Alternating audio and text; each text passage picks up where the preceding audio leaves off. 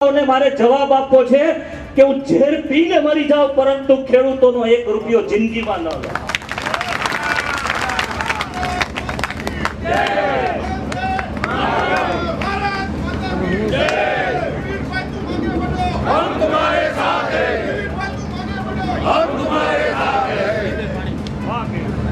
આવા છેતરપિંડી કરનારા લોકો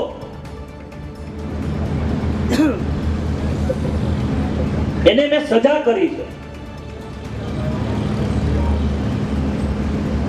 અને મારા ખેડૂત ભાઈઓના ખોટી સહી કરી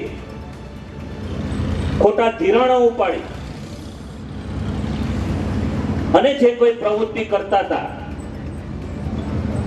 હું એમ ચોક્કસ કહી શકું કે આ સેવા સહકારી મંડળીમાં પ્રમુખ છે કે બધા નિર્દોષ હોય છે, પરંતુ કાયદાની દ્રષ્ટિએ બધા કમિટી પણ આવતી હોય છે।